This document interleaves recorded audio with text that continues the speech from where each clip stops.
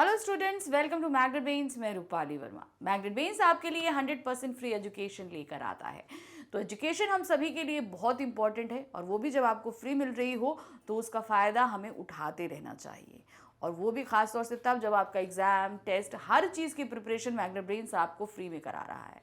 तो जब कभी भी परेशानी हो अर्थात कहीं पर भी आप अटक जाएं तो बस यहाँ पर आइए और अपनी सारी समस्याओं का हल लेकर जाइए, वो भी 100% फ्री में।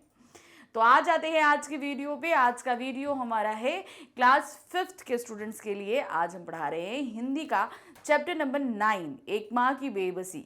इस कविता की आज जो है हम वर्कशीट कराने वाले हैं। तो यहाँ हमने देखा था, इस कविता में पढ़ा था कि किस तरीके से रतन नाम का एक छोटा सा बच्चा जो बोल नहीं पाता, उसको कैसी परेशानियों का सामना करना पड़ता है। वो बच्चों के साथ खेलता है, बच्चे उसकी बात को नहीं समझ पाते, सभी कुछ हमने पढ़ा था। और उनको ये देखकर उसकी माँ कितना बेबस होती है ये देखा था।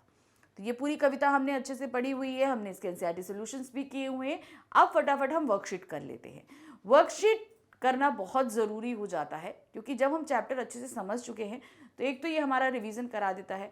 इसमें हर तरीके के क्वेश्चंस आपके लिए हम लेकर आए हैं ताकि किसी भी तरह के क्वेश्चन आपके स्कूल में पूछे जाएँ तो आप फटाफट उसका आंसर दे सकते हैं। चैप्टर अच्छे से क्लियर है तो आंसर्स देने में कभी कोई परेशानी नहीं आएगी। तो शुरू करते हैं। सबसे पहले हमारे पास में जो आ रहा है वो है हमारे एमसीक्यूज क्वेश्चंस, यानी कि आपके बहुविकल्पीय प्रश्न। 4 ऑप्शंस दिए गए हैं, क्वेश्चन है, इनमें से सही आंसर हमें ढूंढना है। तो क्या है, प्रश्नों के सही विकल्प पर सही का निशान लगाइए। पहला है, रतन दूसरे बच्चों के पास क्यों आता था? किस लिए वो दूसरे बच्चों के पास में आता था? पढ़ाई करने, व्यायाम करने, खेलने या भागने? तो वो किस लिए आता था? खेलने के लिए आता था। नेक्स्ट आते हैं, रतन देखने में कैसा था? वो अन्य बच्चों से अलग था, अन्य बच्चों की तरह था, छड़ी जैसा पतला था, गुलाब जैसा लाल था। तो वो क्या था? वह देखने में जो है अन्य बच्चों की तरह ही था, जैसे नॉर्मल सब बच्चे होते हैं उसी तरीके से था, सिर्फ वो बोल नहीं पाता था।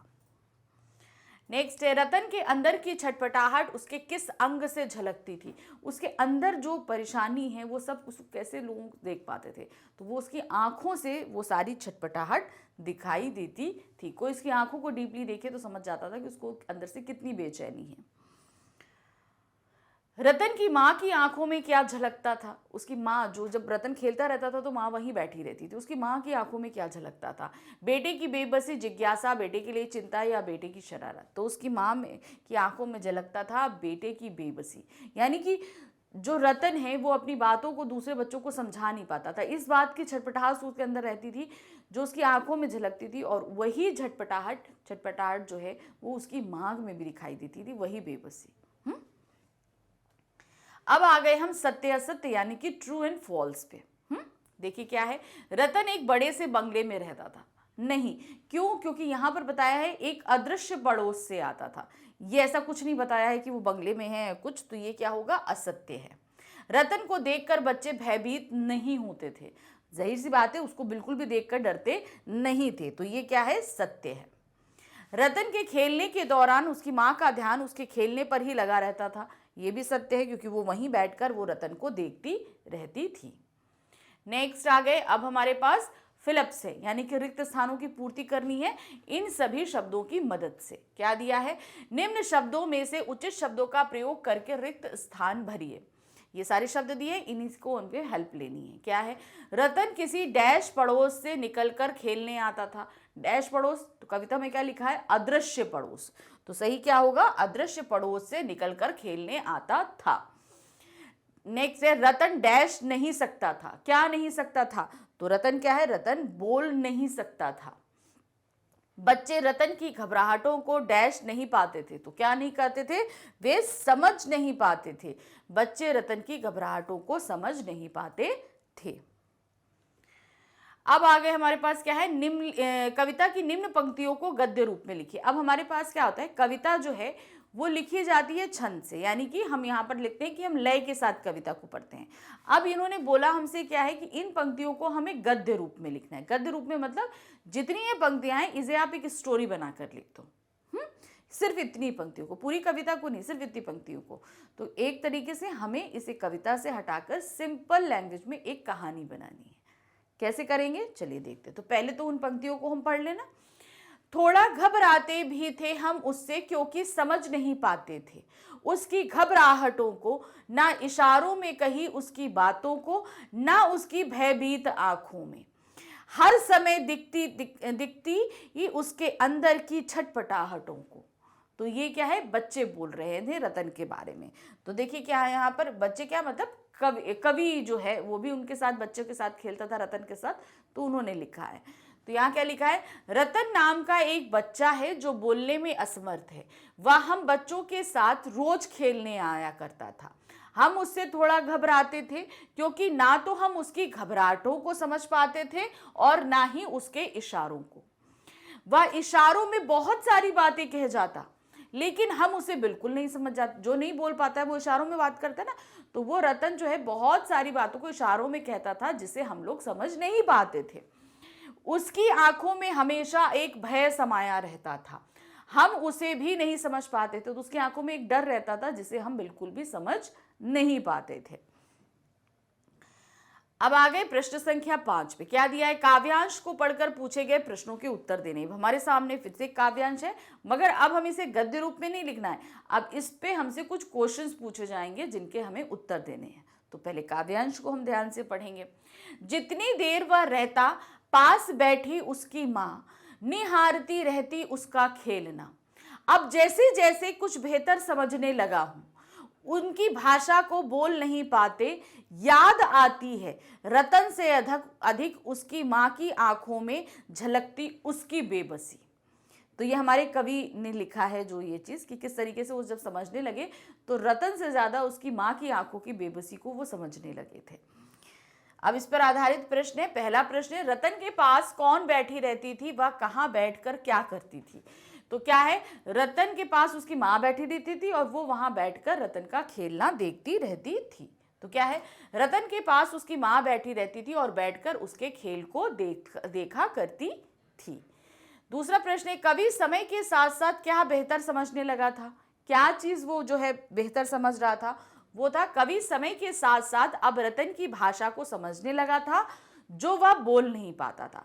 तो बोल नहीं पाता था उस भाषा की नहीं, जो सांकेतिक भाषा होती है, आंखों की भाषा होती है, अब धीरे धीरे रतन की उस भाषा को कवि हमारे समझने लगे थे।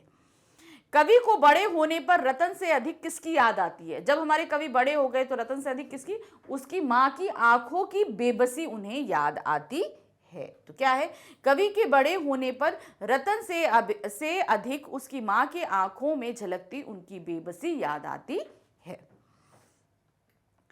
अब आ जाते हैं हम अति लघुत्तरीय प्रश्न पे, यानी कि वेरी शॉर्ट आंसर्स पे। इनके आंसर्स हमें एक एक लाइन के अंदर देने पड़ते हैं। क्या है, पहला, कविता में बच्चों ने रतन की तुलना किससे की है। वो किससे बोल रहे हैं, टूटे हुए खिलौने से। अब टूटे हुए खिलौनों से उन्होंने क्यों करी है, जैसे खिलौना जो आवाज करता है जब टूट जाता है तो उसमें से आवाज आनी बंद हो जाती है, तो उसी तरीके से रतन की उन्होंने तुलना करी है। तो देखिए क्या है, कविता में बच्चों ने रतन की तुलना एक टूटे खिलौने से की है। क्वेश्चन नंबर 2 आते हैं, रतन सभी बच्चों के लिए अजूबा क्यों था। वो अजूबा इसलिए था क्योंकि वो बाकी बच्चों की तरह बोल नहीं पाता था और बच्चे उसकी कई बातों को समझ नहीं पाते थे। तो क्या है, रतन सभी बच्चों के लिए अजूबा इसलिए था क्योंकि वह रतन की बातों को समझ नहीं पाते थे। अब आ गए हम वेरी शॉर्ट आंसर्स पे, शॉर्ट आंसर पे। वेरी शॉर्ट खत्म हो गए, अब हम आ गए शॉर्ट आंसर यानी कि लघु उत्तरीय प्रश्न पे। लघु उत्तरीय पहला प्रश्न है, कवि को रतन अदृश्य पड़ोस से आया क्यों लगता है। अब कवि ने ऐसा क्यों बोला अदृश्य पड़ोस से, क्यों, क्योंकि कवि को ये नहीं पता है कि रतन किस घर में रहता है और कहां से आ रहा है वो खेलने के लिए, इसीलिए उन्होंने अदृश्य पड़ोस शब्द का इस्तेमाल किया है। तो क्या है, कवि को रतन अदृश्य पड़ोस से आया इसलिए लगता है क्योंकि कवि को नहीं मालूम कि वह बच्चा ठीक ठीक किस घर में रहता है, वो कौन से घर में रहता है उन्हें नहीं पता, इसीलिए उन्होंने अदृश्य पड़ोस का इस्तेमाल किया है। नेक्स्ट क्वेश्चन है, बच्चे रतन के साथ खेलते हुए क्यों घबराते थे। क्यों घबराते थे, क्योंकि रतन जो एक तो वो बोल नहीं पाता था और इशारों से जो चीज समझाने की कोशिश करते था वो बच्चे समझ नहीं पाते थे, इसलिए बच्चे घबराते थे। तो क्या है, बच्चे रतन के साथ खेलते हुए घबराते थे क्योंकि ना तो वे इसके इशारों को समझ पाते थे और ना ही उसकी घबराहट को समझ पाते थे। नेक्स्ट क्वेश्चन है, कवि ने रतन के लिए टूटा खिलौना शब्द क्यों प्रयोग किया है? जो अभी हमने आपको बताया था टूटा खिलौना क्यों इस्तेमाल किया है, उसी तरीके से कवि ने रतन के लिए टूटा खिलौना शब्द इसलिए प्रयोग किया है क्योंकि जब खिलौना टूट जाता है तो वह आवाज नहीं करता और रतन भी बोल नहीं पा रहा था, अर्थात रतन रूपी खिलौना भी अब टूट गया था, इसीलिए उसके बोल नहीं निकलते थे। नेक्स्ट है, रतन को किस बात की छटपटाहट होती होगी? किस बात की छटपटाहट? क्योंकि वो अपने मन की बात जो है दूसरों को समझा नहीं पा रहा है, तो मे बी शायद इसीलिए उसको इसके अंदर इतनी छटपटाहट होती होगी। रतन बोल नहीं पाता था इसलिए वह अपनी बात किसी को समझा नहीं पाता होगा, उसे इसी बात की चटपटाहट होती होगी कि मतलब अब जैसे हम हैं, हमारे मन में जो चल रहा है वो हम किसी को समझा ना पाए, बता ना पाए, तो हमारे अंदर भी छटपटाहट होगी, अरे हम जो बोलना चाह रहे हैं, कहना चाह रहे हैं वो दूसरा बंदा समझ ही नहीं पा रहा है, तो वो अंदर से घबराहट होती होगी। अब हमारे पास आ रहे भाषा आधारित प्रश्न। ठीक है, क्या है? रेखांकित शब्दों के विलोम रूप से सहायता से वाक्यों को पूर्ण कीजिए। अब जो हमारे अंडरलाइन वर्ड हैं, हमें इनका अपोजिट जो है इस रिक्त स्थान पर भरना है। तो ध्यान से देखेंगे, आंखें बंद कर लेने पर वह दृश्य, अब दृश्य का अपोजिट क्या होगा? अदृश्य। तो क्या है? आंखें बंद कर लेने से दृश्य और अदृश्य का भेद मिट जाता है, तो यहां पर क्या होगा? अदृश्य। दृश्य का अपोजिट अदृश्य। फिर आते हैं, डैश हो या बूढ़े हमें सबका ध्यान रखना चाहिए। अब बूढ़े का अपोजिट क्या होगा? बच्चे। बच्चे हो या बूढ़े हमें सबका ध्यान रखना चाहिए। फिर आते हैं, कविता सवेरे घर के डैश रहती है पर शाम को घर के बाहर। तो अब बाहर का अपोजिट क्या होगा? अंदर। तो क्या होगा? कविता सवेरे घर के अंदर रहती है पर शाम को घर के बाहर। दिए गए शब्दों से भाववाचक संज्ञा बनाकर निम्नलिखित वाक्यों को पूरा कीजिए। अब हमारे पास कुछ शब्द दिए गए हैं जिनकी हमें भाववाचक संज्ञा बनानी है। तो भाववाचक संज्ञा आप लोग को बनानी आती है? तो देखिए कैसे, नहीं भी आती है तो अब देखो सीखो कैसे होती है। जैसे यहाँ दिया है, कमरे की डैश देखते ही बनती है। अब यहाँ क्या है? सजाना। तो सजाना की अगर हम भाववाचक संज्ञा बताएंगे मतलब उसे हम फीलिंग में करेंगे। अब सजाना क्या है? एक क्रिया है। अब इस सजाना को हमें किस में बदलना है? संज्ञा में बदलना है, मगर वो भी भाववाचक। तो क्या होगा सजाना का? सजावट। तो क्या होगा? कमरे की सजावट देखते ही बनती है। तो अब सजावट क्या है? वो एक फीलिंग है, भाव है। बच्चे के आने में देर होते देख मां की डैश बढ़ने लगी। अब अधीर, अधीर का क्या होगा? अधीरता। अधीरता बढ़ने लगी। फिर आते हैं, अपनी बात को कह ना पाने की डैश रतन में बढ़ती जा रही थी। छटपटाना। छटपटाना एक क्रिया है, हम ऐसे करके हाथ पैर करते तो छटपटाना।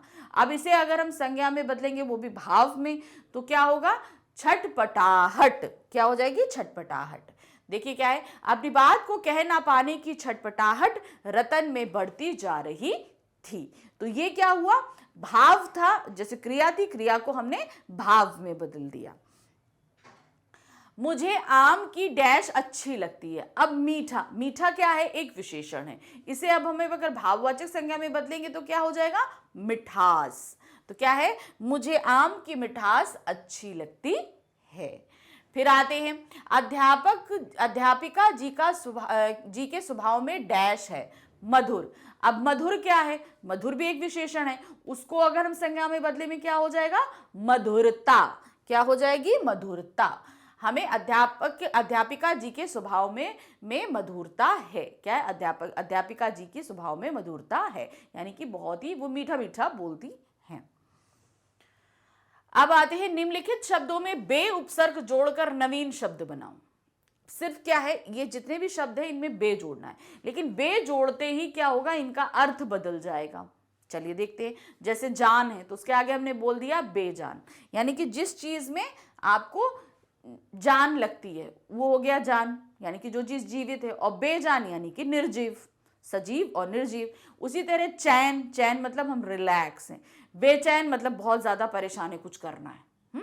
फिर आते हैं कार, कार का मतलब आप जानते हो। फिर क्या है? बेकार, मतलब बेकार चीज, मतलब फालतू की कोई चीज हो गई। फिर है घर, हमारा घर, हम घर में रहते हैं, घर। बेघर यानी कि जिसके पास घर नहीं है, वो क्या हो गया, बेघर हो गया। फिर है परवाह, यानी कि जिसके बारे में हम फिक्र करते हैं, परवाह हो गई। फिर लिखेंगे बेपरवाह, यानी कि जिसको फिक्र नहीं हो, वो क्या हो गया, बेपरवाह। फिर है फिक्र, फिक्र यानी कि हम जिसको, अरे नहीं ठीक है तुमने खाना खाया, जैसे मम्मा होती है, मामा को फिक्र रहती है, बेटा तुमने होमवर्क किया, तुमने खाना खाया, खाना खा लिया, पानी पी लिया, हाँ तुमने ड्राई फ्रूट्स खा लिए, च्यवनप्राश खा लिया। मामा पूरा दिन लगी रहती है ना, ये खाओ ये खाओ वो खाओ वो खाओ, तो मम्मी को क्या है, फिक्र है। उसी तरह क्या है, बेफिक्र। हम लोग क्या रहते, बेफिक्र रहते, अरे खाया ना खाया, मम्मी को फिक्र रहेगी, हम लोग खाने के पीछे भागते नहीं रहेंगे, हम लोग बेफिक्र रहते हैं, अरे नहीं खाया कोई बात नहीं, है ना, तो हम लोग क्या रहते हैं, बेफिक्र रहते हैं। तो इस तरीके से जो भी शब्द होते हैं इनमें हमने बे लगा दिया तो ये क्या बन गए, बिल्कुल अपोजिट बन गए। बे का मतलब, बे का अगर हम अर्थ निकालें उपसर्ग बे का, तो क्या होता है, बिना। क्या होता है, बिना, कोई चीज उस चीज के बिना हो जाए। तो बे लगाने से जो भी शब्द में हम बे लगा रहे हैं वो उसके जस्ट अपोजिट बन जाते हैं। अब आते हैं नीचे दिए गए उपसर्गों का प्रयोग करके 3-3 शब्द बनाकर लिखो। अब हमारे पास यहाँ कुछ उपसर्ग दिए गए, जैसे आ है। अब आ का इस्तेमाल करते हुए में क्या बनाने, आ उपसर्ग है, इससे हमें मिलते जुलते 3 शब्दों को बनाना है। तो ध्यान से देखिए, हमने ऐसे कई सादे लिए हैं, आ, अनु, वी, नी। तो देखिए यहाँ पर क्या है, आ। तो जैसे जब हम उपसर्ग लगाते हैं तो हमेशा देखना जिसमें भी लगाएंगे उसका अपना एक अर्थ होता है। जैसे ज्ञान, ज्ञान का हमने में आ लगाया, अज्ञान। अब ऐसा नहीं है कि आप किसी में भी लगा लो, किसी में भी लगा लो, जैसे हमने यहाँ पे दिया, यहाँ पर कार शब्द है, अब कार के सामने हमने अ लगा दिया तो अकार तो कोई शब्द ही नहीं होता। शब्द क्या होता है, आकार। शब्द क्या होता है, आकार, ठीक है ना। तो ये गलत है, ये सही है। अब ये नहीं है कि हम किसी भी शब्द के आगे आ लगा दें और वो बन जाए। हमेशा हम उस शब्द के आगे आ लगाते हैं या उपसर्ग लगाते हैं जिनका अपना पहले कोई अर्थ होता है, उसके आगे हम उपसर्ग को लगाएंगे और तब जो अर्थ निकलेगा वो बिल्कुल अलग हो जाएगा।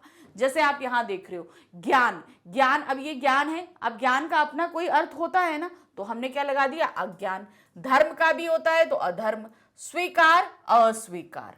तो यहां पर देखिए जो ये शब्द हैं, जैसे ये कि स्वीकार है, धर्म है, ज्ञान है, इनका ऑलरेडी कोई मतलब रहता है, तब हम इनके आगे उपसर्ग लगा रहे हैं, ठीक है। इसी तरह देखिए अनु, अनु में क्या है, हमने अनु कहाँ लगाया, करण।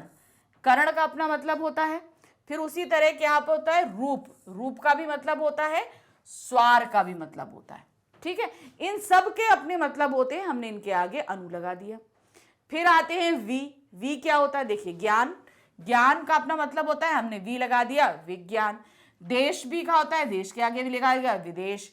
योग, योग का भी मतलब होता है, क्या हो गया, वियोग। फिर आते हैं नी, अब नी हमने क्या लगाया, दान। दान मतलब किसी को हम कुछ देते हैं, दान, तो क्या हो गया, निदान। फिर क्या हो जाए, बंध, बंध मतलब क्या हुआ, बांधना, निबंध हो गया। फिर क्या है, वास, वास मतलब रहना, उसके आगे हमने लगा दिया निवास। तो उपसर्ग आप बेसिकली किसके सामने लगाओगे, जिन जिन शब्दों का अपना कोई मतलब रहता है उन्हीं के सामने हम लगाते हैं, और लगाने के बाद भी अर्थ निकलना चाहिए। जैसे यहां पर कार का मतलब रहता है, लेकिन जब हम आ लगा रहे हैं तो कोई अर्थ नहीं निकल रहा, तो उस कंडीशन में क्या है, ये गलत है।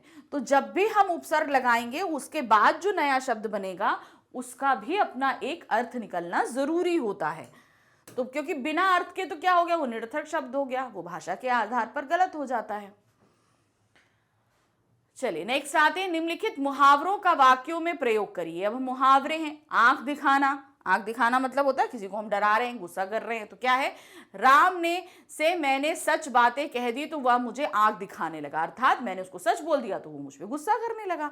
फिर आते हैं आंख का तारा होना, मतलब बहुत प्रिय होना या बहुत प्यारा होना।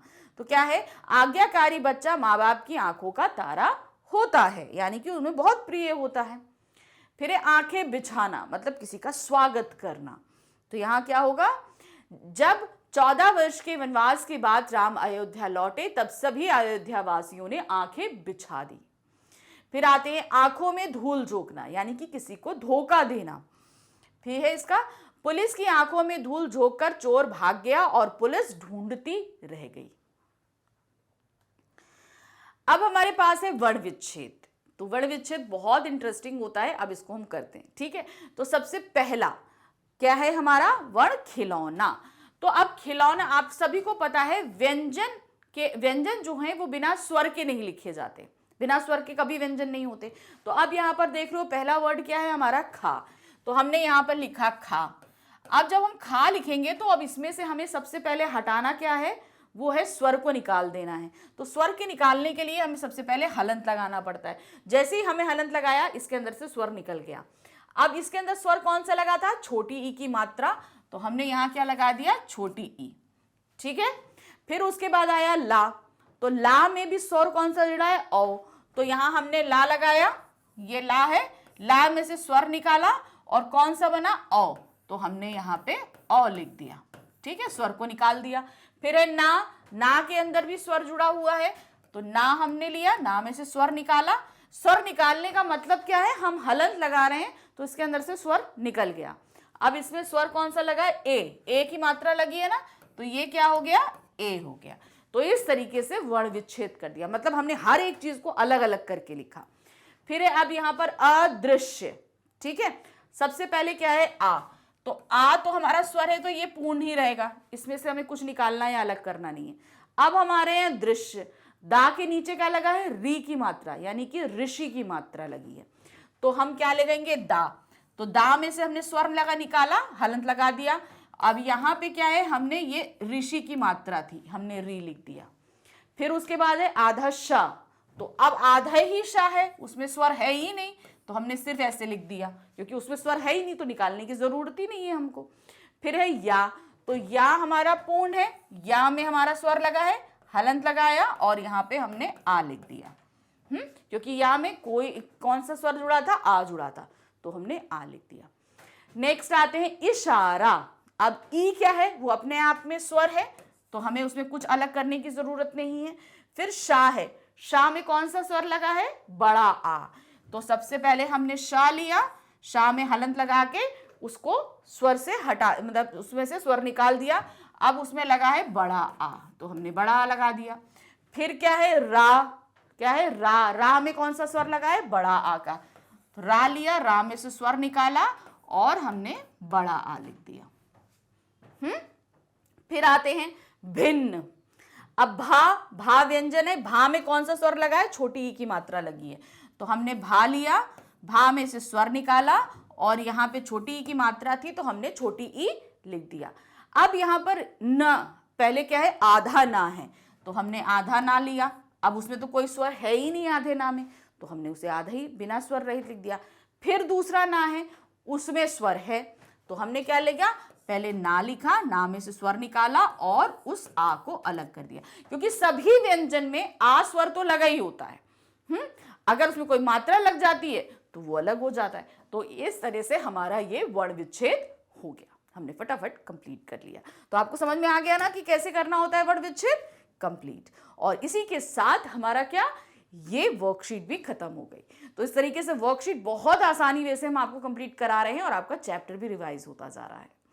मैग्नेट ब्रेन्स अब आपके लिए लेकर आया है बुक्स और ई बुक्स। ये बुक्स ई बुक्स आपको मिल रही हैं किंडरगार्टन से लेकर क्लास 12 तक के सभी सब्जेक्ट्स के लिए। इन बुक्स को हमने बहुत ही आसान करने के लिए अलग अलग कैटेगरी में डिवाइड किया है। अब ये कैटेगरीज क्या हैं, देखिए, सबसे पहले हम जो कोई चैप्टर पढ़ते हैं तो उसका डिटेल एक्सप्लेनेशन पढ़ते हैं। तो हमारे पास एक बुक ऐसी है जिसमें हमारे सभी चैप्टर के डिटेल एक्सप्लेनेशन है, तो वो बुक हमारी क्या हो गई, वो हो गई थ्योरी बुक।